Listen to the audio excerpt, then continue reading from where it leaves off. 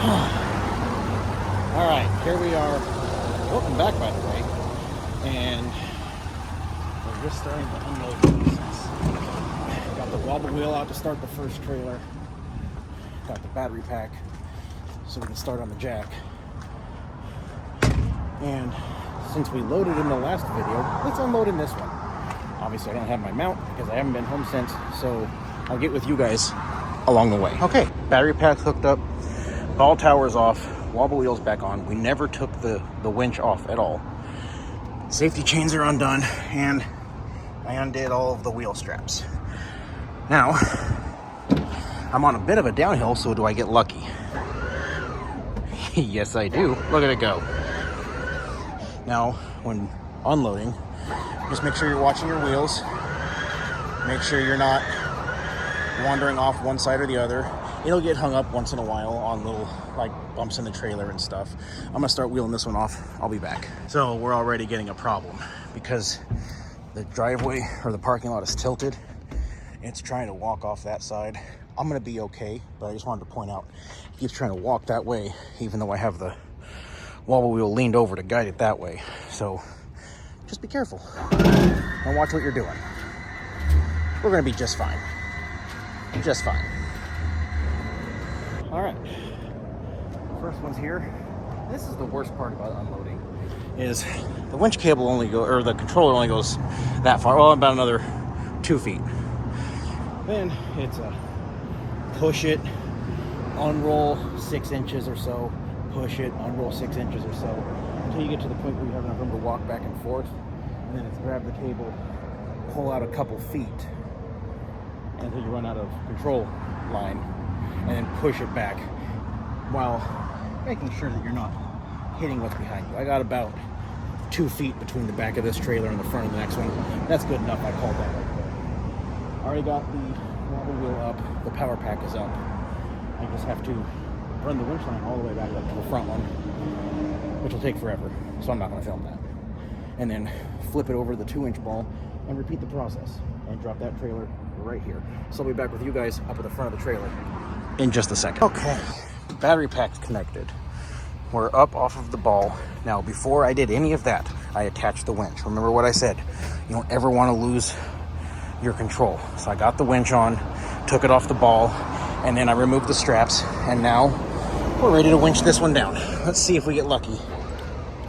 Nope. All right, so I gotta push this one back enough to get the wheel on, and then, I gotta switch that over to the 2-inch ball as well. And then we'll start wheeling this one off. And once again, I'll see you guys momentarily. All right, so it's slowly working its way down now, but the guy's coming to come check in, so I'll get started on that, keep wheeling this off. I'll see you in a bit.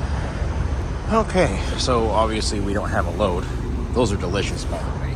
And here we are. So I didn't get a chance to film the last load that I had, simply because when I picked it up, I was bumping on my 14 hard and I had to get moving, so I just went as fast as I could and didn't take the time to film anything for you guys. Then at delivery,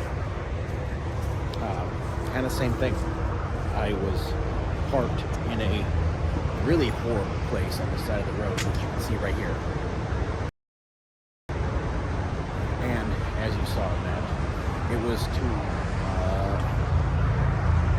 Ford trucks. They were both F-250s, and got those delivered. And I'm maybe about a little over 2 hours up the road from there. And I'm looking right here, and I am right now in the middle of a reset. Thinking about going live tonight, so we'll see if there's a live video on. We did get a set of trailers, so we picked those up Thursday, and load boards are starting to pick up all the way around, it looks like, but are they going to stay up? It get one good push and it's going to die off again. That's my bet. We got one good dump of loads, and here in about 2 weeks, a week or two, it's going to drop back off and we'll be back down to nothing, because it always dies this time of year. It just happened to die early this year because of other reasons. So my best guess is that it's going to stay picked up for about a week-ish, week and a half, and then it's going to drop off, and it'll be back to nothing until the second week of January. That's just my guess. I don't have any factual information to back this up. It's just what I've seen in the industry and my guess of based on what I'm seeing right now. So I don't know that I'll actually film the loading of the next load, because we just did that in the last video. You guys saw the offloading earlier in this one, but I will definitely catch you guys sometime after we pick these up tomorrow. Over here making my daily contribution to that dipshit in the White House.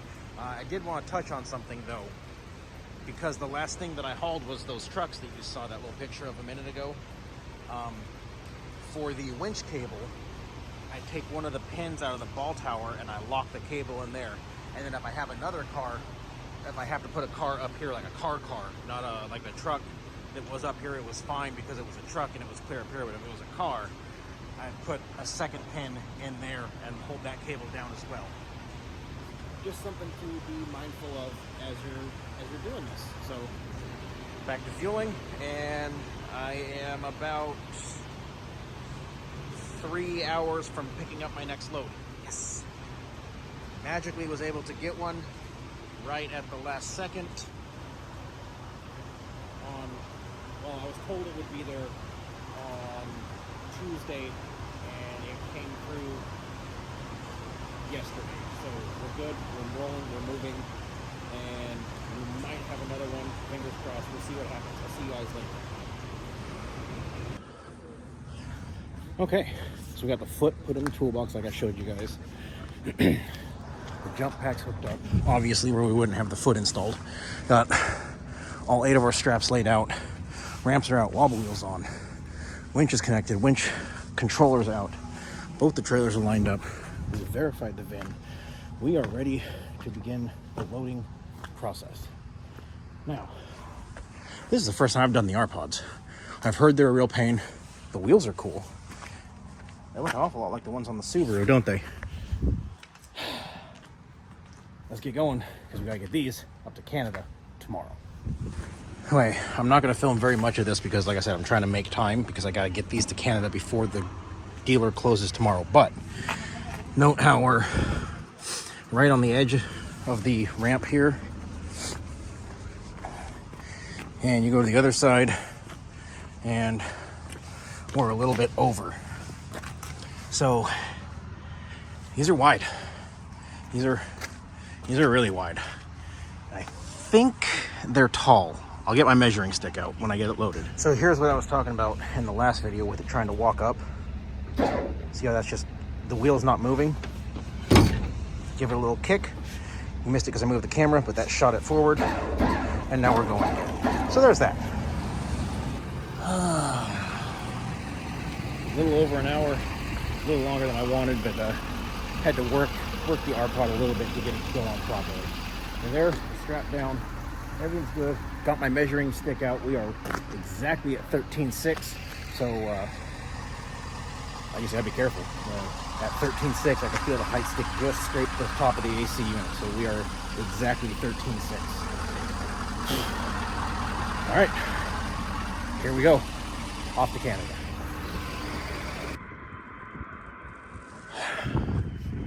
You ever just have one of those days where nothing works? So,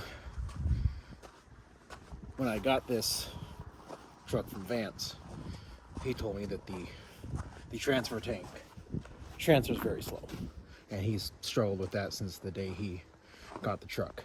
I have an idea, and next time I get home I'm going to try that, see if I can make... I'm going to set it up the same way I had the Streetwalker. It was one slight change from what he's got going on here, so we'll see how that goes. If it doesn't work, then I can just put it back the way he had it, and no harm, no foul. But I'm fairly confident that it will work, so we're going to give that a shot. But in the meantime, I am up here in the middle of nowhere, Canada, and I can't find any fuel stations that will accept our EFS card with Horizon, and I'm out of diesel.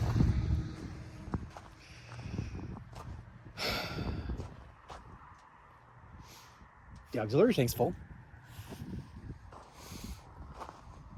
and I've learned that if I take both, well, at least the cap off of the auxiliary tank, it starts draining, which is why I'm going to set it up the way I had the Streetwalker, and we'll see if that works. Now, it does drain, but when I just did that reset in the where you guys saw the live video,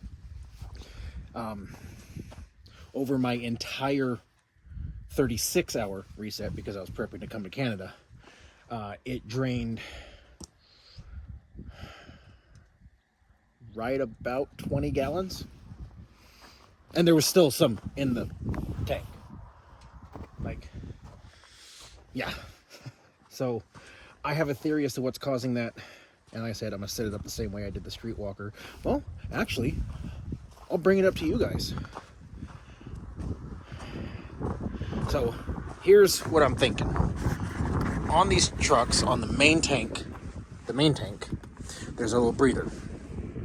When you put the auxiliary tank in, it gravity feeds, but that breather causes various hiccups. I've heard a lot of people say, oh, it did this, it did that. Everyone's got a different answer, but whatever. So what I did with the Streetwalker, and it was an RDS tank just like this, is I popped the plastic cap off, because it's just a squeeze release thing, put a hose on it, and ran that hose up to this, and that connected them and made them one tank. And I think that's the issue that's happening here. This has a one-way check valve filter on it. It's probably got all sorts of stuff gummed up and hung up in it. It's cold as hell out here, so it's frozen, and it's not wanting to let it drain, which is why when I take the cap off, it starts draining faster. Because when you look at it, you can see just a little tiny trickle, and I took the cap off, and now it's a normal stream coming out. Still a little bit slow, but definitely better than it was. So for now, I'm gonna sit here and enjoy all of this beauty for about 10 or 15 minutes, because I still have 150 miles to go, and I've got to get these delivered today. Has to happen today. So with that, I'm going to end this portion of the video, get back to sitting here, and I'll see y'all in a little bit.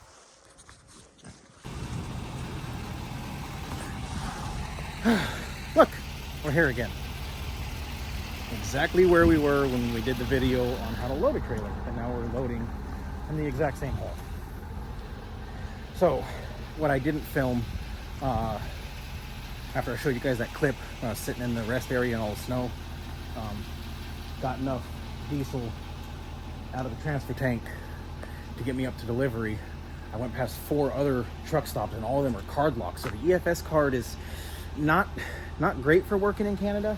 Obviously there's spots where it will, but you definitely need to be cautious of that when you are going in there. I still have to do a little bit of work on positioning, because clearly that's not going to work for loading. So I'll play around with this a little bit more and get it a little bit more better. Anyway, after all of that fiasco, I got up there, and because you have to have the truck running while you're doing the winch, right? Because it takes a lot of draw off the batteries. By the time I got into the truck, it said 0 miles to empty. So,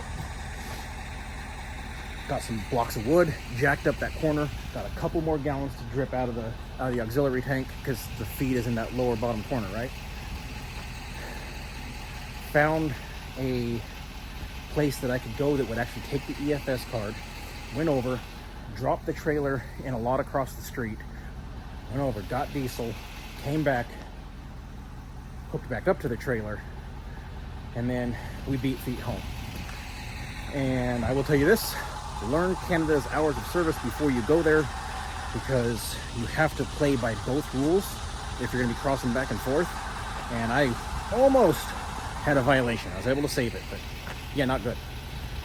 Anyway, I'm gonna get back to readjusting this, and I'll be back with you guys in just a moment.